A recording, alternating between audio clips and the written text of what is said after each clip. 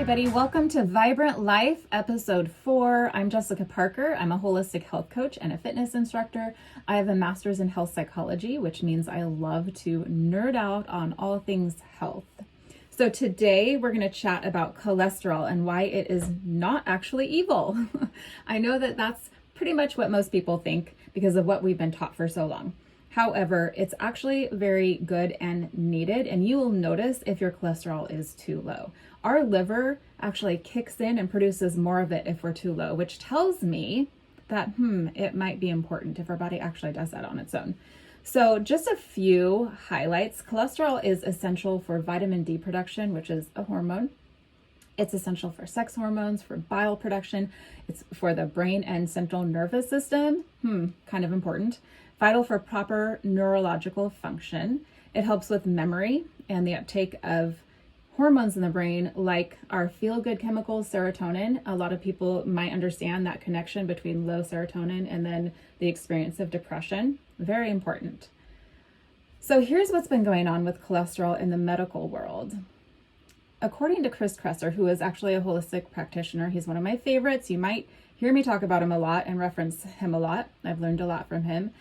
The out-of-date message has been that cholesterol is bad and that you need a statin to lower it. So now, not only is that out of date, but it's not even in line with the most recent scientific evidence. However, this perspective is actually, and you guys might be familiar with this, it's held by many of our primary care physicians and even cardiologists. So the most recent research actually tells us that cholesterol, or total cholesterol, LDL and HDL, you're probably familiar with those from your labs. They're not accurate predictors of cardiovascular risk, and yet that's what's measured, right? Even ratios like total cholesterol to HDL and non-HDL cholesterol are better predictors, but they're nowhere near as good as newer markers such as LDL numbers or LDL particle numbers, and even better, lipoprotein A or LP(a). And actually it's spelled out LP and then in parentheses is a little a. So LP(a) is known as one of the most atherogenic lipoproteins, which means it's going to build plaque in the arteries. Therefore, it's one of the most telling of the markers in terms of risk for heart disease. Sadly, maybe not surprisingly, LP(a) is not typically measured. Is that cholesterol doesn't even cause cardiovascular disease, which might be shocking to you.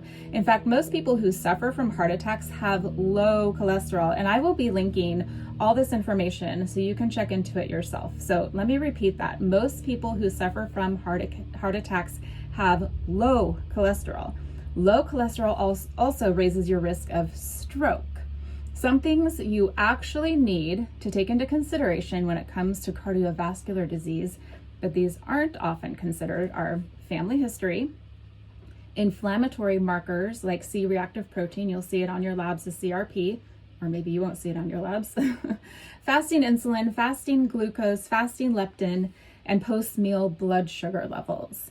All important lab markers. There are more, but those are some really important ones that really aren't often looked at. It's actually surprising to me if they are. The two strongest risk factors for heart disease are hypertension and smoking. Probably not super surprising. We also really need to consider stress, diet, gut health, nutritional status. And when I say nutritional status, I mean like what are your levels of vitamin D? Low vitamin D is typically associated with autoimmune, inflammatory situations. How high is your iron? If it's too high, that's a problem. Those are just some examples. Are you getting the idea perhaps that maybe having a healthy lifestyle with reduced stress, a good amount of exercise, a nutrient-dense diet, ditching the processed foods and fast food, sorry people, but you got to do it. Are you getting the connection that all of this can help you reduce your risk of cardiovascular disease? So then why all the confusion, right? Well, in the 50s, you may or may not have heard about a study done by Dr. Ansel Keys. He was basically looking at fat and sugar and where the link was with cardiovascular disease, looking at different countries. And he presented his data essentially using half-truths that pinpointed fat as a culprit, when actually the higher risk individuals were those who ate a lot of fat and sugar. But minor detail, we don't need to talk about the sugar.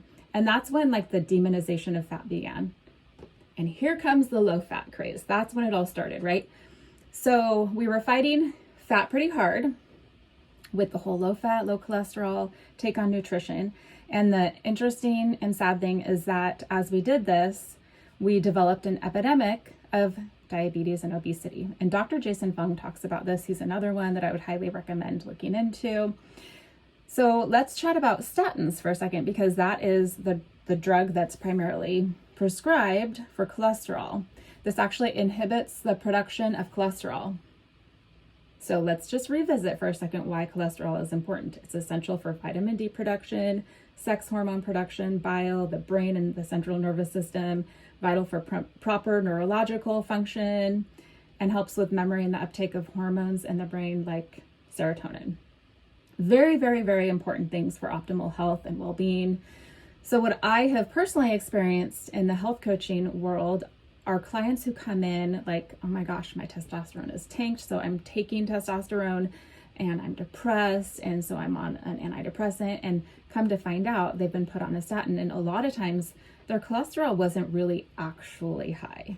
So it's just something that people have been trained, doctors have been trained to prescribe for a number of reasons, and that's a whole nother Dr. Phil show. We're not going to get into it today, but just keep this in mind.